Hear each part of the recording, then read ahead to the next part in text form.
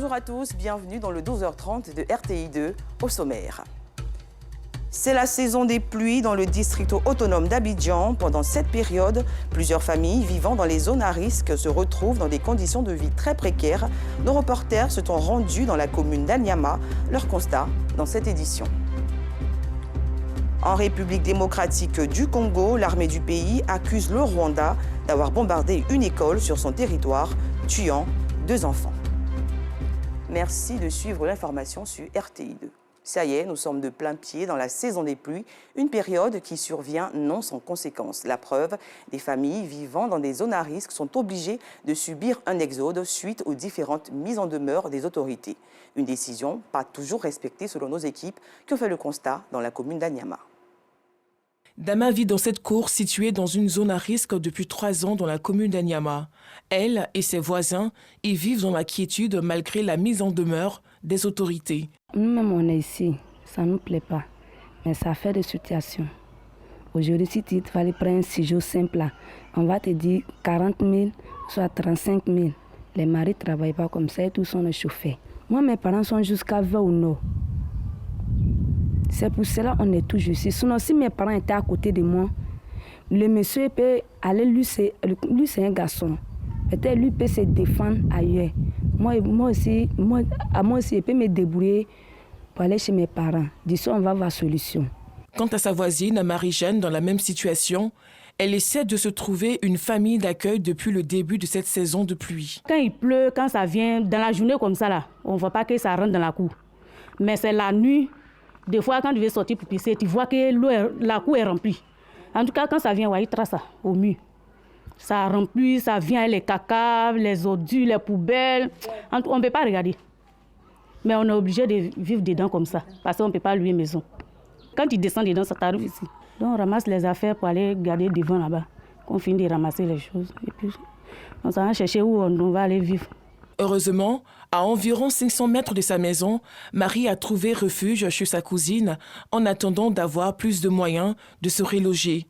Seul bémol, elle n'est autorisée que les soirs chez sa sœur. Moi, elle a donné 1 mois. Il a dit ça à son mari. Il n'a qu'à se débrouiller, gagner. Parce que moi-même, je viens mon mari ici. Donc, elle n'a qu'à faire tout possible. Quand on dit 1 mois, il faut que les messieurs gagnent un peu les jetons pour prendre maison, puis ils sont partis.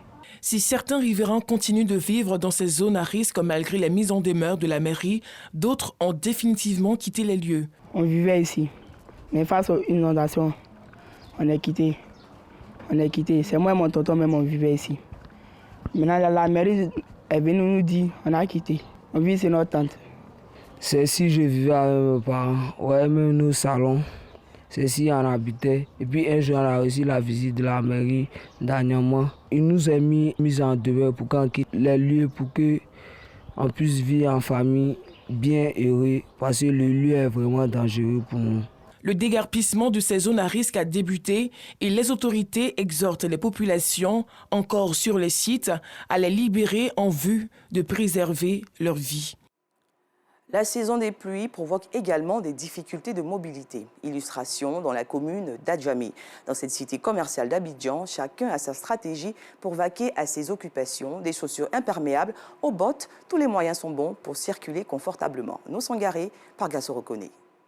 Commune commerciale, Adjamé accueille au quotidien de nombreux visiteurs. À Adjamé, il est difficile de vaquer à ses occupations en saison de pluie. Pour s'adapter à la période, chacun y va avec son astuce. C'est le cas de Florence.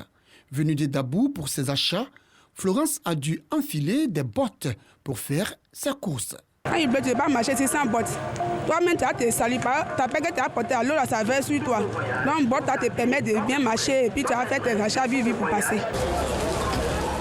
Comme Florence, Ami, vendeuse de poissons à la criée, est obligée de porter des bottes pour mieux circuler en cette saison pluvieuse. Quand il arrive à la gare, il me change.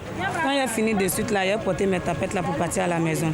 Il y a trop de boue, ça cause son porte les bottes. Hier, mais il a plu, on ne peut même pas marcher comme ça. Il faut qu'on porte bottes à cause de la boue. Ça fatigue pied, c'est fatigant vraiment. On fait avec. Fousseni, pousseur de brouette pour cette saison de pluie, a porté son choix sur les chaussures imperméables. Pour lui, la saison des pluies et ses chaussures font bon ménage. Quand il pleut là, si tu ne portes pas ça là, ça gâte ton pied. Donc tu vas non, ça coûte ça, on porte ça là pour travailler. Quand tu portes, tu es en l'aise. Une bonne affaire pour les commerçants de ces chaussures. C'est les 1500. Là, lui c'est 5000. Et lui c'est 4500. S'il pleut là, les gens payent beaucoup même. On paye beaucoup, ça sort comme ça. L'eau sale là, ça nous arrange un peu. En attendant la fin de cette saison pluvieuse, à Adjamé, c'est chacun ses bottes. Une note d'éducation dans ce journal. L'excellence primée au Collège moderne de Biétry dans la commune de Marcory. Les meilleurs élèves ont été récompensés récemment au cours d'une cérémonie en présence de leurs parents. Une initiative de la direction du collège visant à féliciter et encourager les meilleurs élèves. Joël Gosset.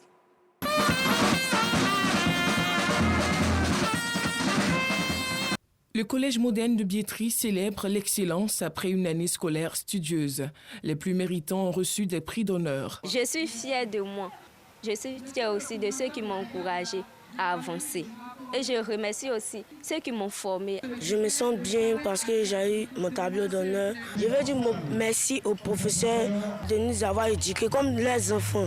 De la joie pour les élèves à un sentiment de satisfaction côté encadreur, mais aussi de fierté pour la Draine Abidjan et la municipalité de Marcory. Malgré le petit nombre d'élèves, ils ont pu travailler avec le petit nombre d'élèves pour nous produire vraiment ce que vous avez vu aujourd'hui.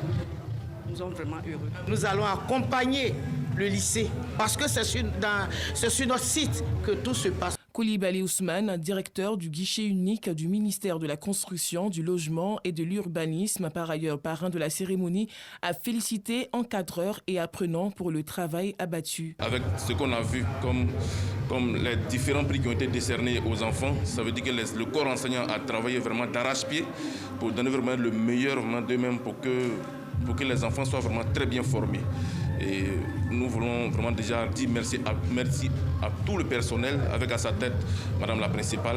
Une année scolaire 2022 particulière selon la principale du collège. Il faut dire qu'à l'ouverture, il y avait 6 élèves. Aujourd'hui, nous avons 69 élèves. C'est dire que l'année prochaine, on aura certainement plus de 300 élèves. Il faut qu'à partir d'aujourd'hui, qu'on sache qu'il y a un collège moderne à Biétry désormais, un collège public. Le Collège moderne de Biétry est un établissement secondaire public de proximité créé le 17 septembre 2020. Il a officiellement ouvert ses portes le 4 janvier 2021 et est le seul établissement public de Marcory-Biétry. Que sera un peuple sans histoire, sans souvenir? Une problématique qui pourrait trouver solution grâce aux archives, une collection de données anciennes. Les archives retracent nos vies, nos histoires. Malgré cette importance, leur conservation en Côte d'Ivoire demeure un problème majeur. À l'occasion de la Journée internationale des archives qui se tient tous les 9 juin, Clarisse Kanyala, notre reporter, fait une immersion dans l'univers des archivistes. Suivons son reportage. Les archives, documents anciens, classés à des fins historiques, permettent de connaître notre histoire, de revivre les moments les plus importants et passionnants de nos pays. Elles sont nos repères, la mémoire de nos grands hommes, de nos héros, de nos rois, selon Charles Kouassi, président des archivistes de Côte d'Ivoire. Les archives sont au-delà de l'indispensabilité. Les archives constituent la mémoire. Une nation sans mémoire, c'est une nation qui n'a pas d'orientation. Une nation sans mémoire, c'est une nation qui n'a pas de perspective. C'est une nation qui ne peut pas se développer. Le développement part de l'organisation des archives. Une nation sans archives est une nation morte. Il y a un grand frère qui a essayé de me décourager, mais il y a 2 grands frères qui m'ont soutenu. Donc de là aussi, j'ai vu mes devanciers, j'ai vu que non, ça se paye très bien. Charles Kouassi estime que des archives bien conservées sont les valeurs de demain. Il ajoute qu'à la radio-télévision ivoirienne RTI, il en existe des milliers. Dans ce grand dépôt, les plus jeunes peuvent encore retrouver sur des cassettes les plus anciens et leur histoire. Malheureusement, il est de plus en plus difficile de conserver ces trésors au dire du président des archivistes de Côte d'Ivoire. Les supports de conservation, les archives, ne garantissent pas leur pérennité malgré le système de digitalisation. La Côte d'Ivoire dépend toujours de l'extérieur. Vous voyez, nous avons hérité du temps colonial. Vous savez que les archives ont été déportées depuis Nantes. Vous savez que la Côte d'Ivoire a engagé certaines réformes au niveau des archives pour sauvegarder le peu que nous avons. Sinon, la mémoire une bonne partie de la mémoire est à l'extérieur. Et c'est d'autant normal, puisque la conservation peut être sur place comme à distance. L'essentiel, c'est de récupérer l'information et donner à qui de droit. Pour Charles Kouassi, il est impérieux pour l'Afrique de prendre exemple sur l'Institut national de l'audiovisuel, INA, à Paris, le plus grand institut de sauvegarde d'archives au monde. L'esplanade du Centre culturel de Ketiola a abrité récemment la 7e édition du Festival des Carrefours des Alliés, un festival qui valorise les alliances ethniques et familiales pour la valorisation du patrimoine culturel ivoirien. Une initiative de l'ONG Convergence. Suivons ensemble ce reportage de Kader Sogodogo. Esplanade du Centre culturel de Ketiola. Nous sommes à la 7e édition du Festival Carrefour des Alliés. Un festival qui a pour objectif de contribuer à la stabilité, à la paix et à la consolidation de la cohésion entre les peuples. 8 régions de Côte d'Ivoire participent à ce rendez-vous culturel organisé par l'ONG Convergence culturelle. Il s'agit pour les initiateurs de faire découvrir les peuples de Côte d'Ivoire qui pratiquent les alliances interethniques. Ensuite, permettre à ces peuples de faire l'historique de leur pacte de non-agression avec leurs alliés. Ketiola est un carrefour, effectivement, de l'alliance interethnique. Dans la région du Hamba, vous avez 3 peuples qui vivent là, et ces peuples sont interalliés. Le Tagwana est allié au Djimini, le Tagwana est allié également au Mangoro. Je ne crois pas qu'on puisse trouver ce genre d'alliance-là dans les autres régions. Et donc, nous avons estimé que Ketiola était effectivement une telle d'alliance et donc un carrefour où on pouvait promouvoir cette valeur. Félicitant les organisateurs, les chefs coutumiers soutiennent l'initiative de l'ONG Convergence.